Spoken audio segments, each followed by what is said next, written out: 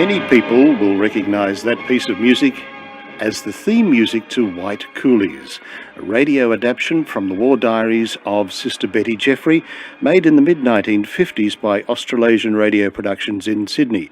And I'm delighted to say that the lady who adapted those war diaries was Gwen Friend, and she's on the other end of the phone with me. And hello to you, Gwen. And hello to you, my dear. That music always makes the hair stand up on the back of my neck. I bet it does. Always. How exciting must it be to have been part of that wonderful production? I still can't believe it, you know. It was a magnificent thing to happen to all of us and to radio itself, I think. It was sort of a new thing. It was. You were in theatre, as I recall. I was indeed. As a matter of fact, Fifi Banvard and I had just come back from Hobart and found that Sydney radio was, you know, a dying thing, almost. And the only shows being made were mostly wartime, but all men. Right.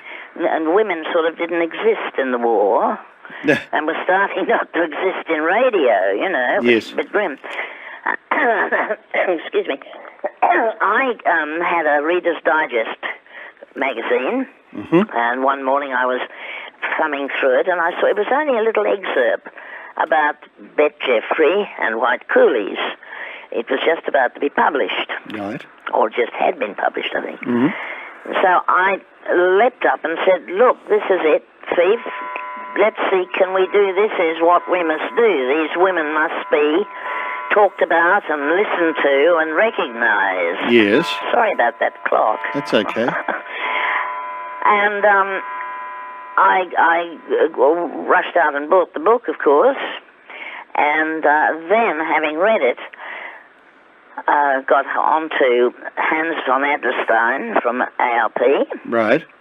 And he said, yes, let's go ahead with it. And if you read the original book, you'll find here and there that you feel there's been an edit. That something else should be in there, something else had happened. Right. And I said, what can we do about this? And Hans said, well, we'll bring Betty Jeffrey up from Melbourne and install her in the Usher's Hotel, and you can sort of spend what time you want with her and ask her and get what material you need, which we did. Right. And I had a stenographer. She was only a young girl. And I said to her, look, because this interviewing took place in Betty's suite at Usher's Hotel in Sydney. And I said to this kid, you sit in the corner, write down everything that's said, but don't speak. And so she obediently sat down. And at one stage, I was asking Bet about something that was pretty awful that had happened to them. And I looked over in the corner at this kid, and there she is writing busily, bless her heart, in shorthand, with tears streaming down her face.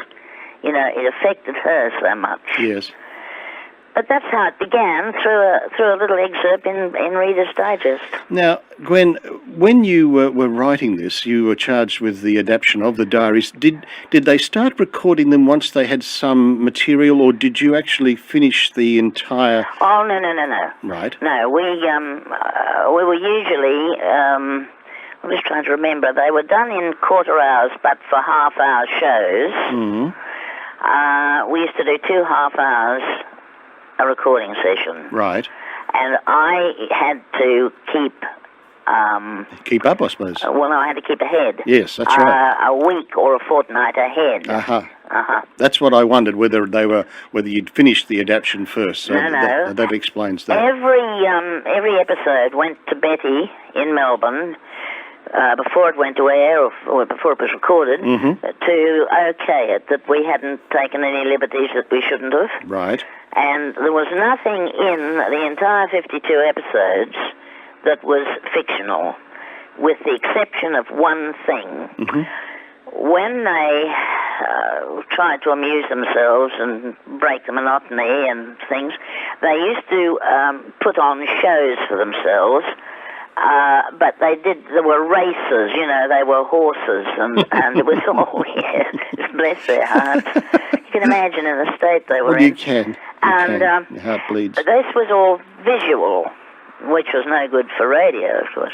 So I wrote a send-up of Gilbert and Sullivan's Mikado, or a couple of numbers from the Mikado. Yes. Three Little Girls from School was one of them. I parodied it, of course. Yes. And then had to get Betty's permission to use that instead of, the games that they did do. Yes, yes. And that was the only thing that was fictional in it. That's marvellous. And when it first premiered on radio in Sydney, I guess that's where it probably first... No, it opened in Melbourne. Did it really? Yes.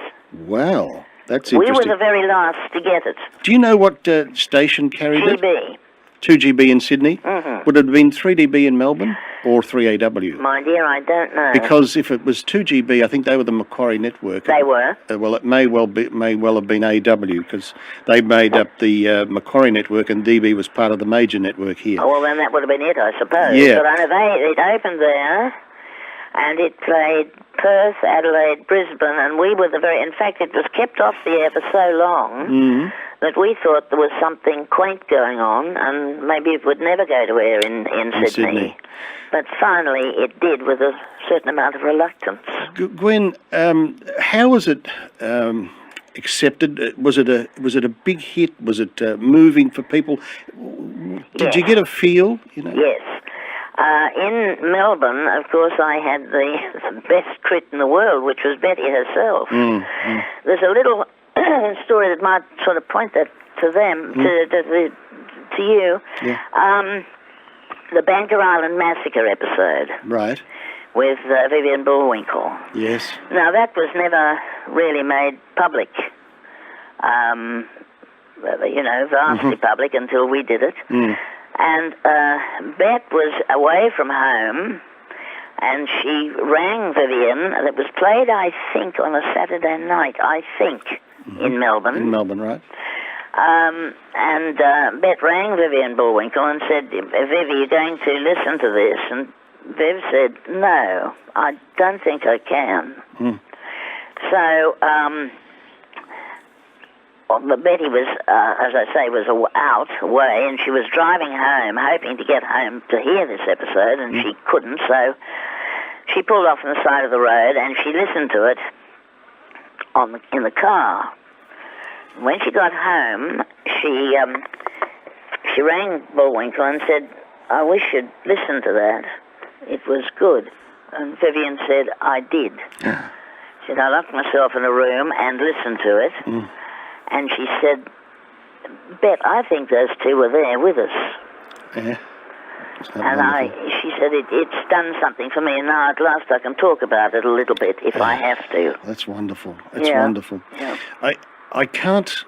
It's even now, we've played it twice, and each time we play it, our listeners call in, and it still moves people. It moves us to tears. I know, it does. We had that reaction from wherever. In Brisbane, the sponsor, as far as I can remember, was a man who owned a hardware store. Oh, yes. And he had either a daughter or a niece, or he knew somebody who had been one of the Coolies that did not return. So he played it as an hour with no commercials. Right. He played it straight through as a thing of respect for them. Wonderful tribute and respect. Marvellous. Yeah. Those, when you look down I went this weekend for some time researching and listening back to the final episode, which I end up always in floods of tears. I'll tell you, I listened to it myself, and I haven't listened to it since it was played, and I was damn near in tears. When you look at the cast of characters, Sister Blanche, Diana Perryman, Sister Delphos, Peg Christensen, Sister Doyle, Moira Redmond, Sister Greer, Mari Clark, Sister Gunther, is it Femia Harvey? Femia or something like that? No, wait a minute, Bettina. Bettina, is it? I think. Because I couldn't quite pick that up. I think it was Bettina. She must have been over in the back and the mic wasn't getting it. Sister James. She was a bit overwrought. Sister James was Queenie Ashton. That's right. Sister Trotter, Wynne Nelson. Yes. Sister Woodbridge, Joan Lander. Yes. Sister Hannah Laurel Maver. Yes. Sister Ashton Barbara St. Ledger. Yes. Sister Bullwinkle Margot Lee. Yeah. Sister Harper June Salter. That's right. Sister Mackle-May Diana Davidson. Yep. Sister Short, your friend Mari Austin. Yes. And Sister Smith was Pat Crocker, and of course Sister Betty Jeffrey, Ruth Cracknell. Now, there was also half a dozen that didn't make it, and that was Sister Davis, played by Marcia Hathaway, Sister Freeman by Barbara Brunton, Sister Middlehauser by Coralie Neville, that's right. Sister Singleton Marjorie Holt, Sister Raymond Muriel Steinbeck, and Sister Hempstead Madge Ryan. That's right. They were all, well, of course, they were all our top-line ladies. There wasn't, I think, there were very few actresses who weren't in it. When I look down this list, and we run the Celtic Theatre, we've got wonderful shows back from the day when radio was radio. And, wasn't it? And exactly. And these names continually appear. Yep. You know, it's amazing. And I had the delight to speak with Peg Christensen some little time ago.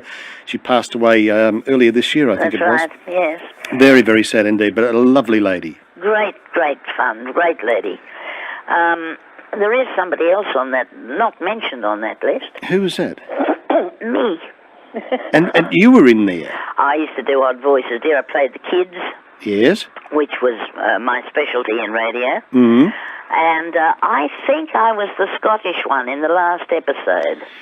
You think you were? I think I was, yes. Okay, the new. Hootsman. Hootsman, I think that was me. All sorts of odd bits and, odd voices here and there, which, of course, the girls couldn't double, but there wasn't a lot of people left. No, I guess there wasn't, because when you look down that, as you say, the cream of Australian radio in terms of ladies in any case. Absolutely. And, of course, the men, we didn't have a lot of them. I think we only had about 4 or 5, because they doubled in with the Japanese. Yes. You would have had my dear friend Gordon Chater. Well, Chater was, he's darling heart. He was the narrator. He was the narrator. There's also, toward the beginning, do you remember the 72-hour swim? Oh, yes. Iole and Bet? Bet, that's right, after the Vina Brook went down. That's right. And it was a 72-hour swim. It was incredible. Imagine this. But with all of the sound effects, we were recording in ARC. ARP? No, we were recording in the studios of ARC. I beg your pardon? And we had, the big studio we had for, all the things, but we had a little studio for effects if we needed it. Ah. In that little studio, there was a canvas pool, wading pool, filled with water. And Gordon Chater and I, the great Mr. Chater, star of stage screen and radio, and me, star of nothing much but trying, for a whole episode, paddling around, was sloshing. We made wonderful sloshes. I think we should have got a credit, but we didn't. Well, you should have. We should have. You should have. Well, we're getting it now. You are indeed.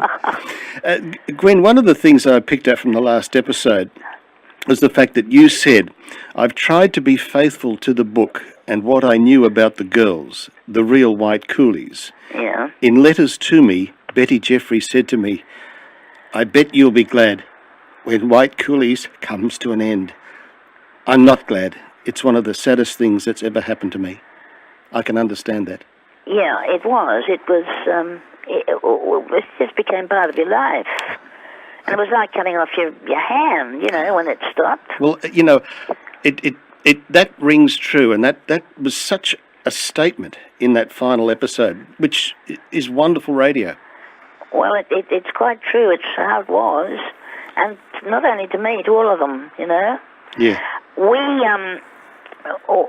wanted to give Bet something to commemorate it. Mm-hmm. Excuse me. And I designed a microphone, a floor microphone on a stand. Yes. With just a little cord. And, because the big old-fashioned mics on the top of the stands. Do you remember those? I do indeed. Great big silver things. Yeah, but they were wonderful quality. They were magnificent for quality. Beautiful quality. well, it was all done in silver. I got a jeweller to do this, make it. And as the cord came from the microphone, bottom of the microphone, and wound around the stand, and then off into infinity, there were little silver discs hanging. On one side was the name of the sister, the real McCoy. Yes. And on the other, of the actress who played it, the sister. And that went all around the mic, and we presented to her on the last day after the show, of course, when we went to Usher's. How and wonderful. had a marvellous party. I bet you did. We had some of the real girls, you see. You would have. And you had a real Noel Coward moment, a marvellous party. Oh, we went to a marvellous party. Gwen, as Thomas Blaney said, it was a magnificent service, and it really was, wasn't it? It was. It was. And nobody really knew much about it, you know. You know, it's an extraordinary thing that people still don't know much about what happens with the nurses. I consider that Betty Jeffrey's diaries, White Coolies, should be compulsory reading in every school in Australia. Yes, well, you know, you would think it perhaps should be because, let's face it, it happened. And I was reading her biography, and it was around 1967 when she went to Japan. She paid a visit there. Yeah. And she was there for 5 weeks, and she found the trip most interesting, and it resulted in much of her hatred for the Japanese subsiding at that particular point in her life. That's right. And that, after what she'd experienced, must have been some... She was an amazing lady, and so was Bullwinkle, of course. Yes. When you think what happened to the two of them, particularly Bullwinkle. Something flew through my mind. Well, as far as Bullwinkle goes, when they did, which they did, This Is Your Life on Vivian Bullwinkle. Right. Junie Salter, of course, who had played her, was asked to... do a segment. The show was done in Melbourne because Bullwinkle lived in Melbourne. Right. But there was a segment here, and I don't quite understand why. Oh, I know, there was an exhibition or something to do with the girls, and it was held at one of the banks. I think the Bank of New South Wales, which was the head office was in George Street. Junie had to go to the bank to do this segment because there was Vivian Bullwinkle's uniform, which she had worn when she was machine gunned on Banker Island. And the coat was on a dress stand, and Junie, in direction for what they were doing, had to put her hand on the shoulder and then say what she had to say about Viv.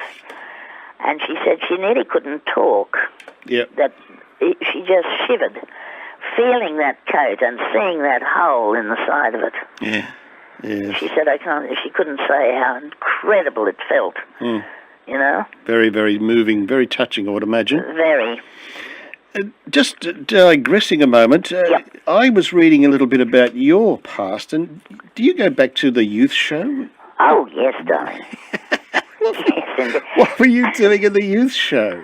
Oh, Dog's Body, all sorts of things. It was sort of a variety show, almost. Yes.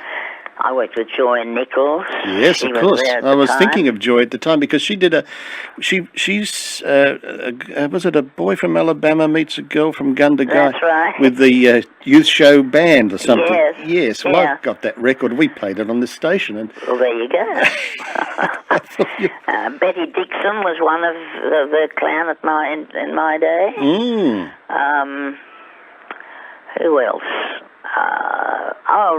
Robin Adele, who was Tad Odell's son. He joined the Air Force.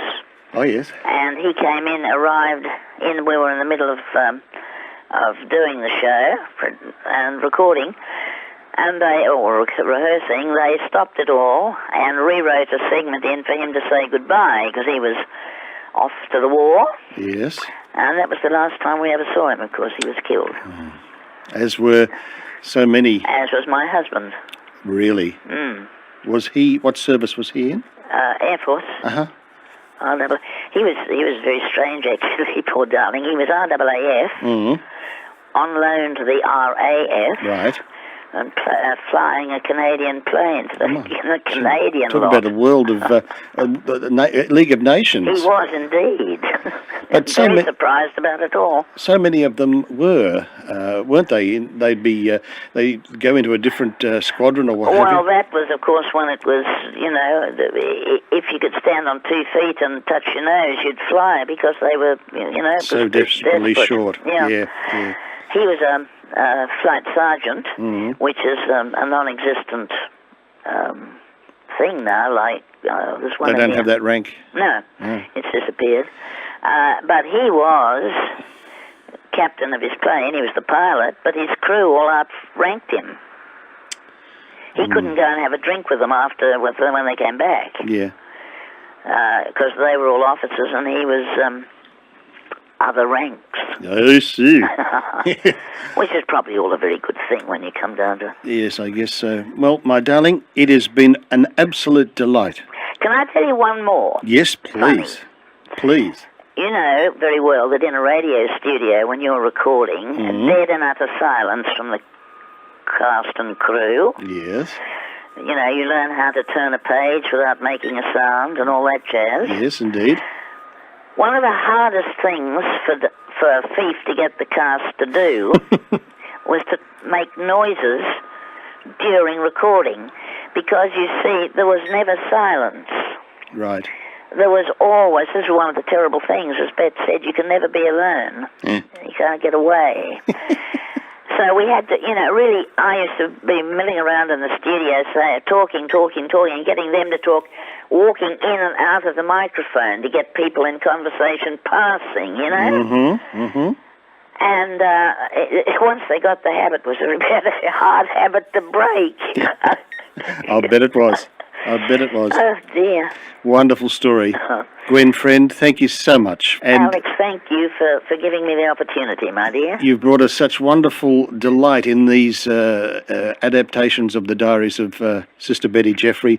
We've heard them on White Coolies, and we will no doubt again, and I have enjoyed every minute of this chat we've had. Well, thank you, my dear, and thank you, all your audience, for listening to something that is still vastly important. It is indeed. Thank you, my dear. Okay, thank you, my love. Bye-bye. Bye.